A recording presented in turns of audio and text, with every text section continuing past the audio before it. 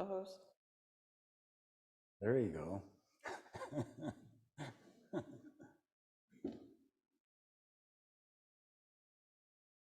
Thank you for your talk, and thank all of you for coming here.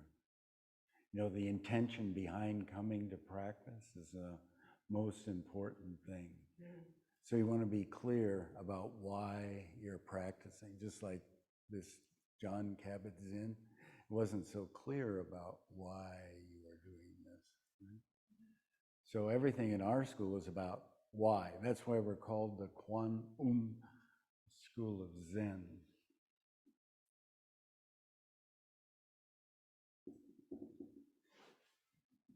So Kwan if I get this right, means to perceive. Kwan means to perceive, and means sound. And the idea behind it is you perceive the sound of the suffering of the world. So this bodhisattva that represents love and compassion for all beings is called Kwansei Boso. So that's the idea of our school. So our school always puts a big emphasis on that, and that's why Zen Master Sungsan, our founding teacher, named it the Kwan School of Zen. So that's what's behind that. Any questions this morning? Any kind of question is okay. Yes? I have a question, but also, would you be able to put your microphone up a little bit more, because we couldn't hear you very well? Sure. How's that? What? What's your question?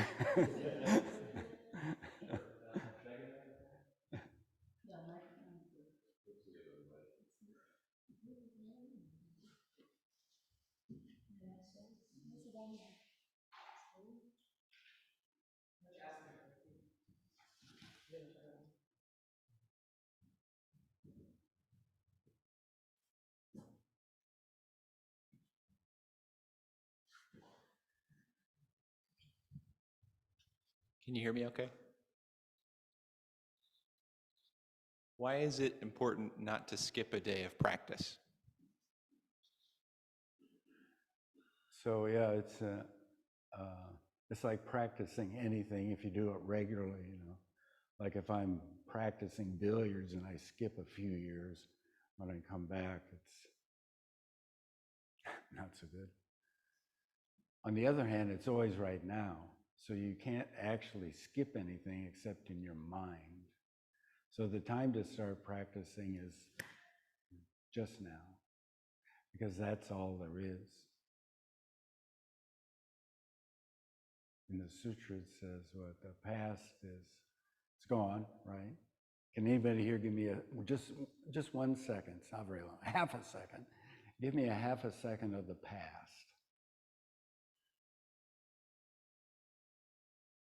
No, nobody.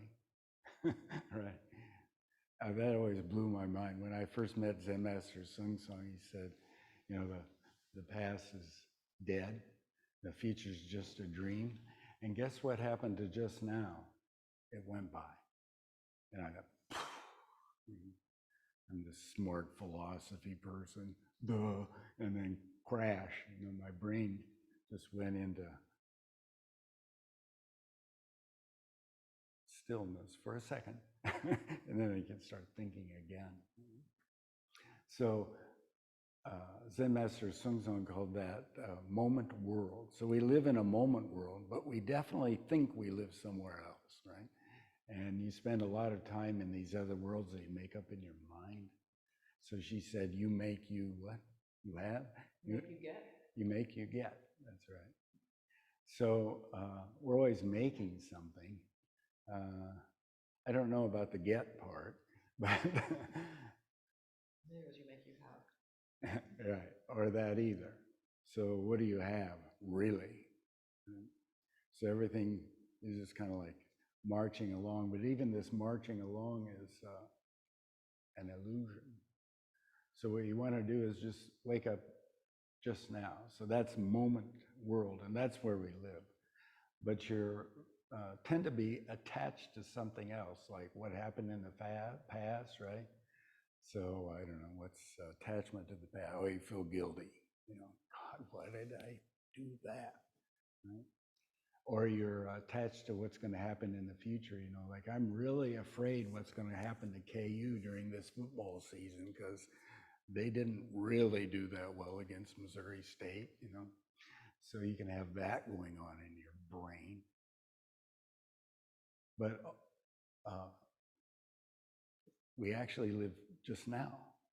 And that's the only place you can actually do anything to change that which you have an idea about that doesn't exist. So that's kind of interesting. So that's what Zen Master Sun called just do it. So you all know the Nike shoe ad, right? It says just do it. So that's the quantum school of Zen, is just do it. But even that phrase, it comes from the Chinese phrase wu wei, which means literally in English, it means no action. But that isn't what it means. It means no attachment to action. So usually we're very attached, in meaning we like and we don't like what's happening. Right? And so that separates you from that, and then you don't get it because you're attached to some idea about it. So if you just let go, then here we are. I'm talking to you, you ask a question, blah, blah, blah. And that's actually our life. And that's the only place you can actually help somebody. Okay, does that make sense? Yeah. We actually experience it all the time, but our desire mind is so strong that we forget about it and we go off into something else. How is my hair this morning? Well, my hair is the way it always has been for the last 50 years, non-existent. But I could worry about it. Yeah. I actually want to look like Brad Pitt, but I don't. Right? So that I kind of all the time. Amazing.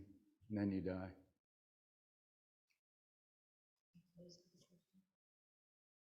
Who? Liz, what's your question? Oh, my question is, sometimes I get caught in the trap of, it's you make, you get, and whether you get anything or not, but you make, that it's an illusion. Yet, how does that work when bad things like assault or things like that, any kind of trauma that happens to you? I mean, it could point to, or seem to point to, that you created that bad thing that happened to you, that it was your fault that it bothers you, and that the other person or whoever did that to you is kind of off the hook because they did it to you and it's in the past. So get over it, which seems maybe true, but very difficult to do. And so how do you practice with that? How do you deal with that? And go ahead. But just that the teaching seemed to suggest it's all your problem. And maybe it is all your problem, but that seems a little cruel, not very compassionate. I don't know. Right. So first of all teaching is wrong. You have to let go of it and come back to just now. So you can twist these explanations around any way you want to, right? I mean, philosophers, I know, make whole careers out of flipping concepts around and saying this about that and that about this and blah, blah, blah, blah, blah, blah, blah, right? So our thing is about letting go and returning to just now. But behind that is this, what we call a great vow to help the world. In fact, I think it was yesterday, the Pope was in Mongolia and he quoted the Buddha, God. So the Pope is in Mongolia, probably sitting there talking to a goat or something. And he says, well, the Buddha said that a wise person recognizes that giving is the best thing, right? So you could interpret giving as compassion and being helpful. That's like the basic kind of giving in Buddhism. So the Pope said that in Mongolia. So we could say, well, that's the basic teaching, right? Or you could say what you said is the basic teaching. But all those teachings are wrong. They actually point to a just do it in this moment. Right? So it's always pointing towards that. So that's what Zen Master Dae called moment world. So that's where we live, and that's the only place you can do something. You can't do anything in the past, and I know you can't do anything in the future. So what are you left with? You're left with right here, right now, and that is kind of a just do it world. You know? So that's kind of cool, this Nike shoe ad thing, right? So just do it. Well, in Buddhism, you say, well, there's no it. You know, things are always coming and going. Form is emptiness. Emptiness is form. We just chanted that, right? So, how am I going to just do it if that's true? And just? Well, there is no just. There's just, I'll use an English word, it's just now. But, you know, that goes by really fast, right? So then you have do, okay? So actually just do it means do, right? So when you just do, what happens is you become one. So I became one with hitting Wenda. Now Wenda can say, why are you being so abusive to me? And then I can think, oh God, why was I so abusive? Right? So you can think anything about that, right? But this is, at that moment, that's it. And that's what we so-called have. But that have is actually form is emptiness, emptiness is form. So you don't have that. So there you are. So is that abusive or not abusive? Was I bad to them, not bad to them? So it's about waking up so you can make we call it, make your life clear. So clear means being helpful, loving, compassionate, helping. Because you don't actually get anything, but that's our job. So we just take a vow to fulfill our basic human being job, but nobody usually recognizes that as our job. Like in the United States, we think our job is making money and buying a big house somewhere and having some kids and blah, blah, blah, right? Well, that's okay if you use that to help the world. So all these things have an intention behind them, and you just want to make that intention clear. And that means become, another way to say that is to become one. So if you become one with the person that you are so-called abusing, then, you know, you see it's wrong, then you fix it, that's all. And that's all you ever can do, because that'll go away soon too. But don't attach to that idea,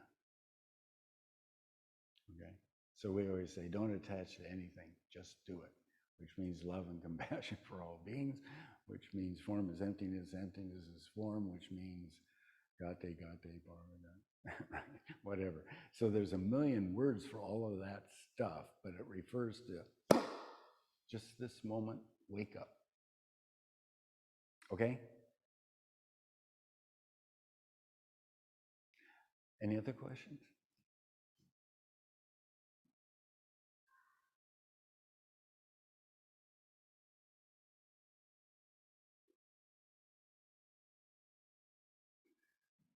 Well, since there's no more questions, I'll tell you the other thing that the Pope said in Mongolia.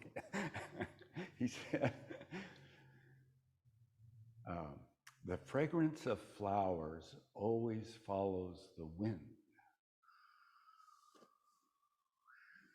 right? So if you're upwind from the flowers, you can't smell them because the fragrance follows the wind, right? This is in the Dhammapada Sutra. But the fragrance that radiates from a compassionate person goes in all directions. It's felt by all people. So that's kind of a cool thing to say if you're the Pope.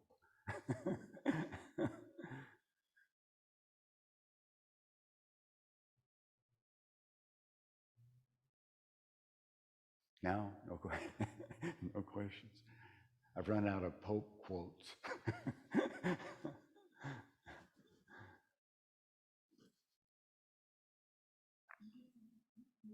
No, go ahead.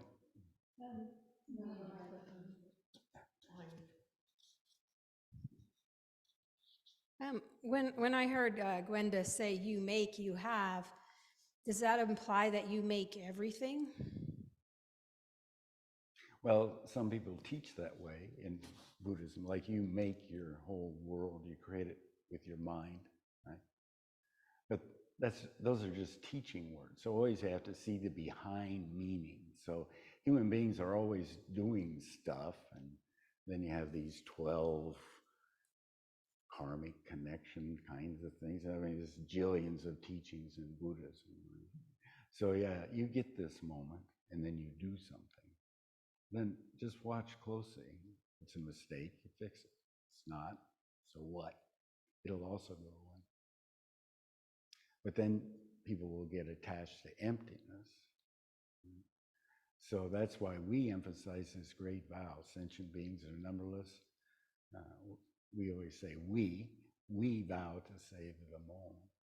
So that's like what a human being is. But human beings can come and go very fast. You know? It's funny, they just found this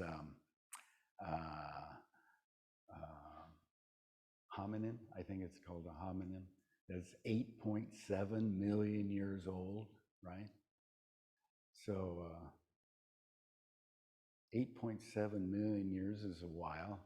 It's not really very long in terms of the Earth, but it's something. And they found this hominin who was in southeast Turkey. So from this, some of these paleontologists interpret that to mean that human beings actually started to evolve in the southeastern Europe, in Turkey, and then they moved to Africa, and then they blah, blah, blah, and then they moved back, blah, blah, blah, right? So what do you really have? You know? So this hominin 8.7 million years ago didn't have much of a brain. You know, it was more in the like 600 cc zone, something, you know, like a gorilla today or something. And then Neanderthals had bigger brains than us, and now our brains have shrunk down a little bit, thank God. Right? So, and then soon we could easily go away, say certain scientists, right? But that doesn't make much difference because you're going to go away soon anyway, and you don't even know when that is. So you only have just now. So what's your option right now? Well, you can sit around, or you can just do it, right? And then perceive what's happening. And then if it's a mistake, fix it. So you make, you get. How did? You make problem, you have a problem. Yeah, so you don't really have a problem. It goes away so fast. You could just blink your eye and your problem goes away momentarily, right? But you can keep making it. That's what we call a mind habit. Right? But actually, you just have this. So don't attach to your thinking. There's nothing wrong with your thinking. It's not good or bad, but usually we get attached to it. Like I went to the University of Nebraska, so I know that I'm very attached to the Cornhuskers. I don't really like the Jayhawks, but I taught at the University of Kansas, so I had to act like I liked them, right? So your brain is always doing that kind of crap all the time, and it's obviously completely meaningless.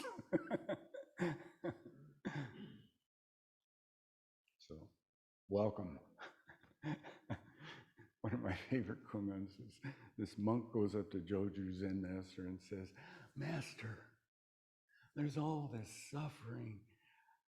How can I avoid it? And Joju just looked at him and said, welcome. That isn't the answer I wanted. So you have to use that welcome to help the suffering. That's the behind point, I guess.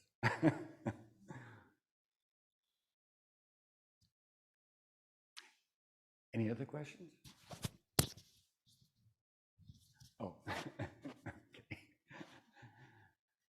So that's enough for today. So most important is every day do some practicing, right? Even if it's just 5 minutes. Of course, 5 minutes doesn't exist either. So pick your 5 minutes and just do it. So that'll be an infinite number of moments that you can wake up in 5 minutes. So just do it. And that's based on your intention. So it's not about you getting anything, it's about letting go and then helping the world. So that means find your true self and help the world, which is what our school is about. So thank you for coming today and practicing, and just do it.